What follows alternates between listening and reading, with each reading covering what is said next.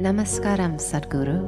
In this age of Kali Yuga, how would you introduce spirituality into corporate India? Because unfortunately I keep hearing this in that segment of people, they say corporate world.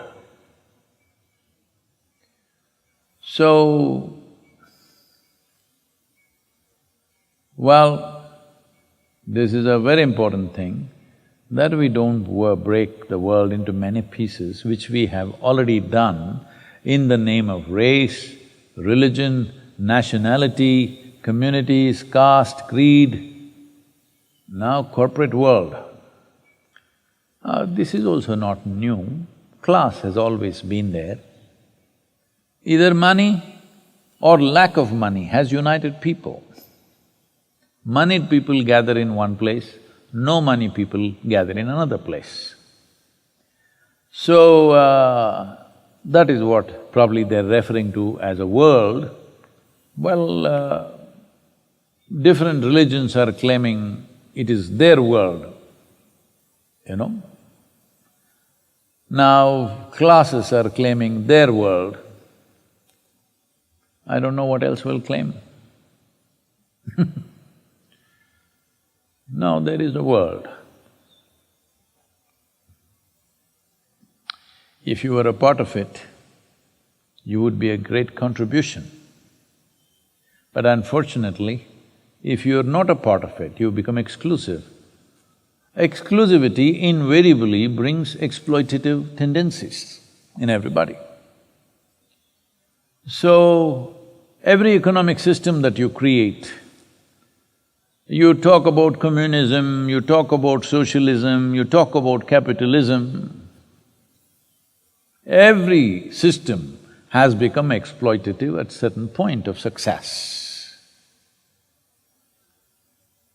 Either exploiting the very people that they are supposed to take care of, or exploiting somebody else who is not in the communist world or the socialist world or the capitalist world. Now, how to introduce spirituality to these people?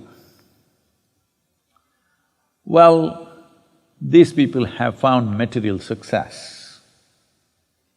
That means, in many ways, a few things, not everything about their life, a few things they've gotten logically correct. So, it's very important that if spiritual process has to enter corporate world,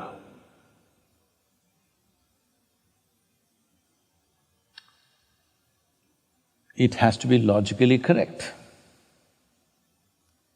How to make a dimension which is nothing to do with the limitations of logic, logically correct, that's a challenge. Because logic is based on the principle of two. There must be this and that, then there is logic. There must be high and low, then there is logic. There must be you and me, then there is logic. Now you're talking about a dimension where there's only one number, either 1 or 0. In many ways, spirituality is a zero-sum game because it's one big whole. Who is here to cut this? This is not your birthday cake, to cut it into many pieces and serve it to people. It can't be done like that. Well, you're trying to do that in your mind, for that there is inevitable suffering that everybody is going through. So corporate world is also just one more piece of the cake, maybe the creamier part of the cake. Especially because there is more cream on their cake or their piece of the cake, they are little more, you know. Generally, at least the men in the corporate world, little noosed up. Because of that, even the breath is constipated. Because of that, very limited logic. First of all, Human logic is a very limited process. Most human beings have not understood or grasped the basis of our logic and the limitations of our logic. This is why they're going on eulogizing silly little things that they say.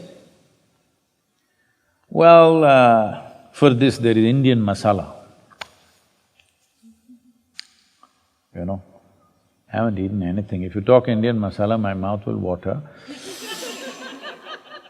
Because not the kind that Usha is serving or somebody else is serving in this kitchen. I have my masala, if you eat it, you will become my slave. Yes, by the tongue, your tongue will hang out and you'll be pointing at me all the time. Yes. So, Indian masala is there, with which we can say most illogical dimension of life in a logical way. It's taken millennia of observation of human mind and the basis of human logic that, for example, in an engineering program, all of you, many of you have gone through this. You do what you want, find one logical hole in it. You cannot. But we are saying the most illogical things. Because life is not contained in logic. Life contains logic as a part of itself. But you cannot contain whole life into the logical process that happens in your mind. This is the big investment that the Western cultures have done, that they've invested too heavily in their own logic. They believe their logic will take them to the ultimate. No, for the first time, the physicists in the world, the top physicists in the world are admitting, we shall never know because we don't have instruments to know. This is a clear admission that human logic cannot go beyond a certain point. It has its limitations. But this limited logic, we hash it up with Indian masala and use it to express the most illogical dimensions of life. I must tell you this. At one time when this is in mid-90s, when Isha as a movement in southern India was growing exponentially,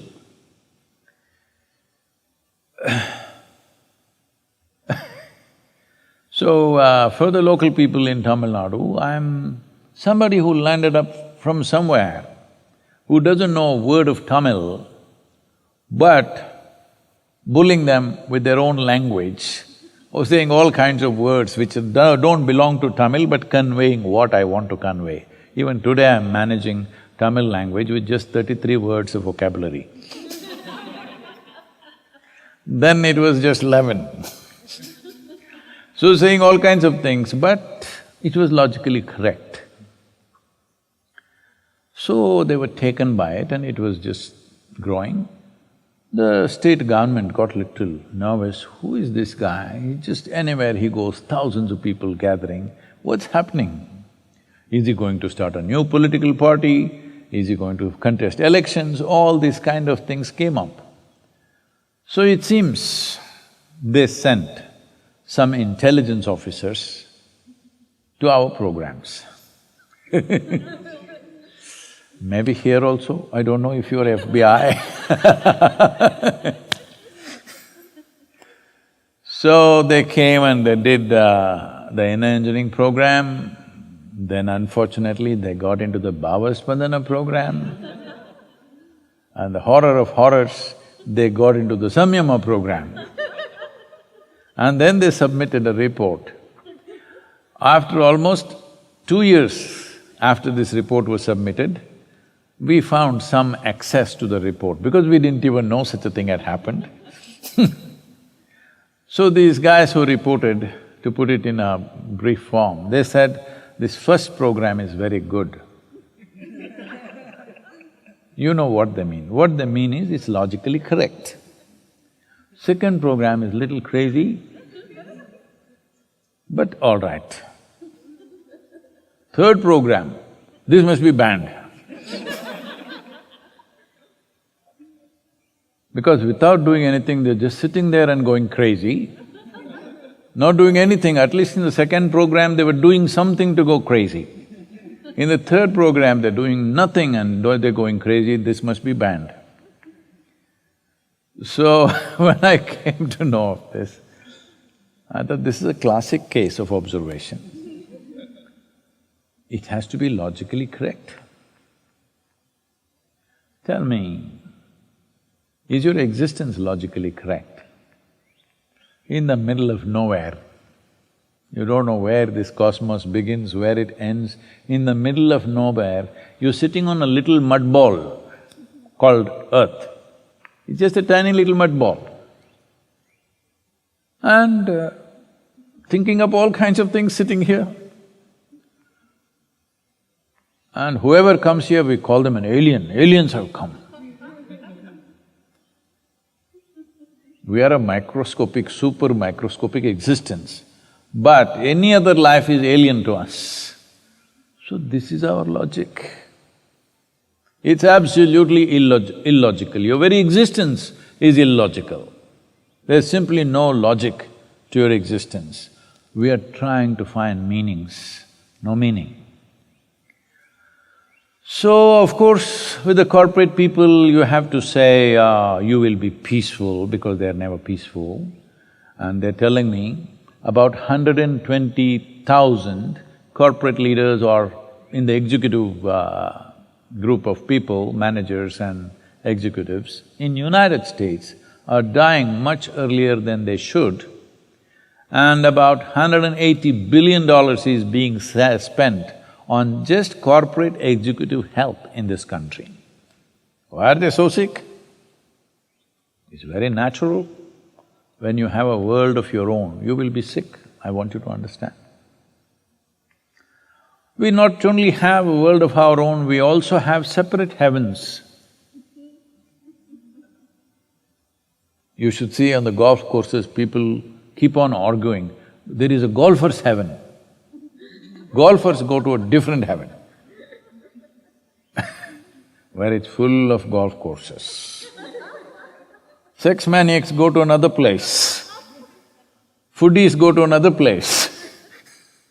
Separate heavens are also there, just like the separate worlds that we have created.